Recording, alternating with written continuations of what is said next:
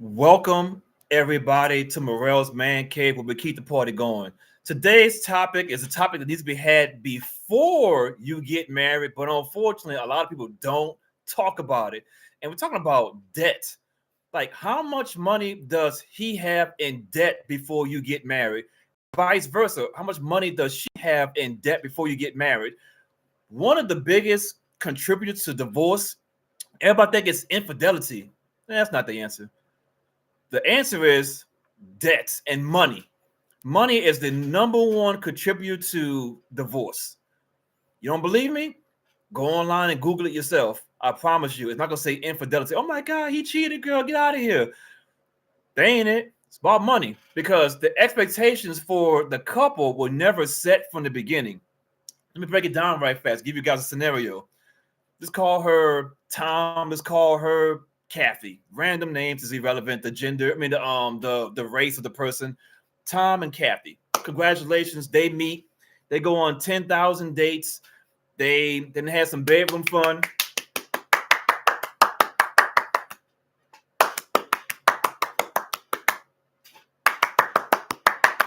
Then they had a whole bunch of bedroom fun. She didn't gain like 2 or 3 pounds. He didn't gain like 3 pounds throughout the relationship. Cool. He's more than likely in most relationships, not all, in most relationships, he's paying for the dates. He's hanging out, baby, I got you, so forth, so on. He's spending money, she ain't spending nothing. He thinking to himself, oh shoot, she's doing a good job right now. Cool. Now, potentially, in a lot of relationships, not all, but in a lot of relationships, they move in together to save some money to get married later on. Cool. Guess who's paying for the majority of the bills? In most cases, not all, but in most cases, the men. Okay, I got this. Spending money. I'm dating you. I pay for the electric, the water, the house. In most cases, this is used a case. This use two cases. One is the man's paying for everything. He paying for the dates, the house, the water, electric, Netflix bill, so forth, so on. Now she got to pay for her own car because she came to a relationship with her own car and her own car insurance. Cool. Pay for everything. She is still having her normal habits, whether it be her hair, her makeup, whether it be her expenses on buying purses, shoes, whatever it is. She's keeping her normal lifestyle, but she's not paying for rent anymore. She's not paying for rent anymore. Maybe she had a roommate. Maybe she had her own place. I'm using best case scenarios here, ladies and gentlemen. Don't break down. Well, I know a cousin. I have a friend who did. I ain't talking about that. I'm making this conversation as average as possible. All them one-offs, talk about that with somebody else. I'm giving you a basic scenario. In my basic scenario, man and woman met. They started dating. At some point, they moved in together, which most married couples do. Not all. Most married couples live with each other for a little while with the intent to get married. So in this scenario, this man's paying for everything: the rent, the lights, the water, so forth, so on. Cool. Whatever she did before she met him, she's still doing the same exact thing, but she's not paying for any rent, water, electricity, so forth. She's still paying for her car insurance, her car, her cell phone bill, but everything else the man taking care of. Cool. Now they go out and get married. Baby, I love you so much. Let's get married. She's like, absolutely. This is gonna be the most happiest moment of my life. They get married. They have between 10 to 100 people at the wedding. Everybody's good. They go on a honeymoon and they live happily ever after until at some point the man asks a question like, hey, I see you got a spending problem over here. Like, you buying a lot of stuff. Like, how much debt do you have? And she's like, oh, just like $40,000 in credit card debt. What? Man's like, yo, what just happened here? I was paying for everything for 6 months to 2 years, normal time frame for a person to get married. Just say 6 months to 5 years. Whatever the range is irrelevant. In this scenario, the man was paying for a lot of the bills. Not all. He paid for her car insurance, and her cell phone bill, but he paid for everything else. And she still has 40,000 in credit card debt. Do you think that's ground for divorce? They ain't the subject though. The point is that he never during the dating phase and the phase asked her any questions about her finances. Because at the time, what he didn't know is she had $20,000 in debt from credit cards, and she also has $70,000 in debt from college. Now, as a mother who's watching this video, you're thinking to yourself, I would never allow my son to marry a woman who has $90,000 in debt. I agree. But guess what? Most men never even ask these questions. I heard this from a person. I'm gonna even mention her name because when she watches this video, if she ever watches it, she can be like, yeah, I remember saying that a long time ago. Her name is Jennifer. And she said, the only way I would date a man is I got to ask him what his credit score is. And I started thinking about like, yo, that's a pretty good way to figure out what kind of man you're dating. I never dated her so forth one. That's irrelevant. But she said that one time out loud. I was like, damn, that's pretty damn cool. So in this scenario, the man didn't even ask any questions about the woman. And on behold, $70,000 in debt by the time they had met and $20,000 in credit card debt. So she's in the whole $90,000. Now, during the relationship, she kept her normal spending habits, and now she's $110,000 in debt because she gained up $20,000 more in credit card debt. All of this could have been avoided if what? They would have had the conversation about how much debt do you have? Flip it right fast. Let's go to another scenario. Man and woman meet. Man and woman are together. They didn't have some bedroom fun. A lot of it. And it's so good. It's demure. It's the most demure of all time. He says, I want to marry you. Now, in this scenario, they're paying 50-50. Paying 50 for the rent, 50 for the rent. He paid 50, she paid 50. Electric, water, gas, cars. Their cars are separate. I'm gonna give the best case scenario. They're paying their own individual cars, their own individual car insurance because they haven't combined everything as of yet. Then they get married. And they're still doing 50-50. So whatever her normal habits is, she's keeping it. Whatever his normal habits is, he's keeping it. They're married. And at some point, one of the two lose their job due to the economy, due to AI, due to a situation. And they've been paying 50-50 for a long time. Now, you would think, I want y'all to really critically think about this scenario right fast. Since the beginning, he's been paying 50, she's been paying 50. One of the two is irrelevant which one it is, lost their job. Now, if they're both paying 50-50, if they were single, they'd be paying 100. So you would think in your head, what they should be doing, somebody should be saving some money, right? Nope. In most scenarios, both people are spending money. Not in all. I got a cousin who saves money. I got a friend who I ain't talking about them. We all stop talking about these one-off people and go with the average. Do y'all know that the world works in generalities? Think about it like this. There's not Braille on every building. Do you know why? Because everybody ain't blind. On average, most people can see. That's why they're not Braille on every building. I'm giving you guys a scenario for the average, not for the one-offs. Most mouses are right-handed. Most guns are right-handed. Why? Because most people are right-handed. I ain't talking about the left-handed people. I'm talking about the in general statement. Going back to my point. I have to make that because one person watching this video like, they ain't right. I know a person that I ain't talking about them. I'm talking about the average couple. In this scenario, they're both paying 50-50. Somebody lost their job. And you would think somebody's saving some money. Nope. They're about to go through it. Now they start gathering things together. Okay, how many pair of Jordans you got? I got like 50. How many Gucci bags you got? I got like 10. What about Chanel bags? I got 8 of those. What about I got 10 of those? Like, wait a minute. Y'all balling so hard. Y'all done been to Bali, been to Jamaica. Somebody lost their job. Y'all got $1,000 in the bank account right now. and the person lost their job. And if y'all don't know, in 2026, the economy is pretty bad and it's very hard to get a job right now. So how they gonna make it? And my point of this video is to show to you guys that no one's talking about how much debt you have before marriage. And most importantly, how are your spending habits? In this scenario, he has hypothetically, let's say he has probably 20,000 in debt. That's from his car, from credit card debt. I'm not gonna go student loans. From his car and his credit cards loan, he has 30,000 in debt.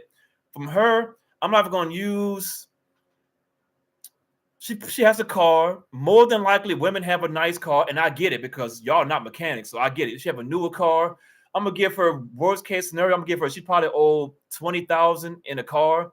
Credit card debt for the average woman, I'm gonna give her on a low end. I'm gonna say 10,000. So she's 30,000 in the hole, but she went to college, and guess what? She's highly educated. So what her highly educated ass, she probably owes, let's just say 40,000 in student loans. So she's 70,000 in debt, and she's paying 50-50 with her man. How long will this relationship last? Because at some point, somebody got to either get a job, so selling those Jordans, selling them Gucci bags, them Chanel bags. Somebody gonna have to do something. And this is why premarital counseling is awesome. But the most important topic, well, there's actually a couple, but I'm gonna talk about one in this video. Talking about debt. How much debt do you owe? Let's just say, hypothetically, you discover as a woman that your man had 30,000 in debt, 20,000 in a car, 10,000 in credit. What's his credit score? His credit score hypothetically is a 500. Would you bet on him turning it around? If the answer is yes, then cool. No harm, no foul. The point is, did you even ask him what those numbers are? Because you don't know what you're walking yourself into. From a man to a woman's point of view, ask her the same question, like, hey, how much debt do you have? I only got, like 50,000 in student loans because, I'm highly educated. I'm a boss. Black women are the most educated. Like, really? All right, that's really Chinese, but that's not the story, though. So it's like, okay, I'm the most educated. I got 50,000 in student loans. Okay, cool. So what about credit card debt? How much do you have? I only got like 15,000, but I'm working on it though. I pay the minimums every month. You pay the minimums every month. What's the interest rate? Oh, interest rate. It's like, I don't even know. Hold on for a second. Let me go check it out. Oh, it's just 29%. So you're paying the minimums on 29% interest on a credit card, and you owe 15,000 in credit card debt. When do you plan on paying that off? On the minimums? It's like 5 years, right?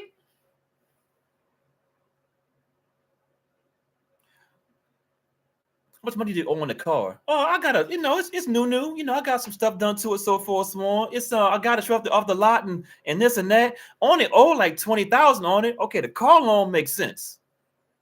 The credit card is wild. Making the minimum payments on the credit card, but you got Gucci bags, Chanel bags. You got like 5 or 6 different wigs. You got names for them. Oh, this is Karen. This is Janet. This is Tasha. This is Latoya.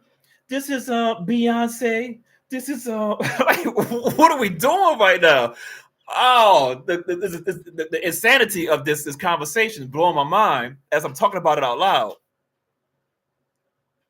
Ladies and gentlemen, for us who are already married, well, not us, I'm not married, but what I'm saying is for those who are already married and y'all are striving, congratulations. A lot of y'all had somewhat conversations about debt and, most importantly, spending habits during the marriage. That's why you guys have been lasting so long. I've said this before, I'll say it again. I believe a power couple is a couple who's been married for 10 years plus. I don't care how much money you make. I don't care about all that stuff. If you've been married for 10 plus years, you guys are the power couples. Now, what I didn't say is about happiness. I don't give a damn about your happiness, but to be a power couple, I think you guys been married 10 years. You guys are the power couple. So married couples have been married for 10 plus years. Congratulations on you guys. Cool. Anybody less than 10 years, how often you guys have that money conversation? He's not giving you enough. She's not saving enough. And the reason I mentioned her in the savings part, because let's be completely honest, women are spenders. in general. Yes, I got a homegirl who saves money. I got a homegirl who does this. My mama does this. I ain't talking about them. If you line up 100 women and look at their spending habits, a lot of them are terrible. That's what I'm talking about. The in general statement, not the oh, I know a person. I don't give a damn about the person you know. You are who you hang around. If you hang around not successful people, you can be the next successful person. Cool. You might be in that successful group, but most people ain't. Or what you don't know is a lot of people will be faking it till they make it, and you look at their credit score, it's probably a 500. They didn't miss a lot of down payments, but you'll never know about it because they're bling blinging. They're doing the damn thing. They look good. Man, I got this nice house. I got this nice car. Walk inside that house. Look at that furniture. Furniture. There's no furniture. Is that a crate? What is that? A trap house? Lawn chair inside the house? Yes, but the house looks great. My point of this video is for the married couples, and most importantly for the moms and dads out there, whether you guys be together or apart, teach your sons and daughters to ask questions about the finances of their potential partner as soon as possible. I ain't even gonna lie to you. In 2026, it could be the first date. Hey, let's be bluntly honest here. I know I'm taking you out to this restaurant, or she's going to a restaurant and she's receiving somebody's bringing her on a date. Hey man, what's your credit score? Hey lady, what's your credit score? We're at Dave and Buster's, we're at Roof Chris, we're at a nice restaurant, whatever it may have been. For some of you guys, Applebee's, and there's nothing wrong with Applebee's.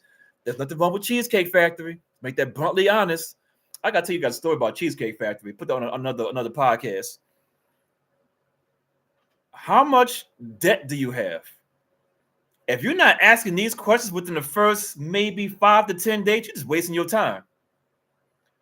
Credit score, how much debt do you have? And the most important next follow-up question is, what are your spending habits? Let me say it again. Some of the biggest questions you need to ask on a date is this: how much debt do you have? What is your credit score?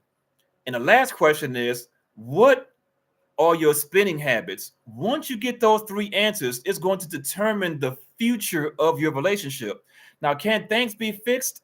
Absolutely. But what I'm saying out loud is, if you don't even know where you're starting at, God forbid you're in a scenario that you're in a 50-50 scenario, or you're in a scenario where a man's paying for everything and the woman is spending all the money.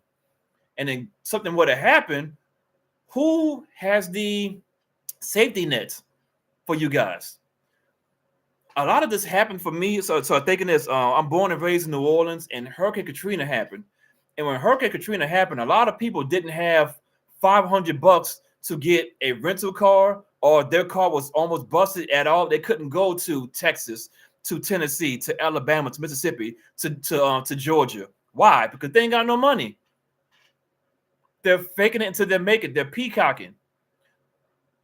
So to wrap this video up, everybody should have a talk with their son or daughter, regardless of age. If they ain't married, regardless of the age. They could be 40 years old. You could be the mama. Hey, boy, come here for a second. Hey, girl, come here for a second. Let me talk to you. The next date you go on, within the first 5 to 10 dates, you need to have the money conversation, because it's going to save you in the long run. With that being said, like, comment, subscribe to the video. Am I right? Am I wrong? Hey, we'll talk about it later on. And with that being said, keep the party going.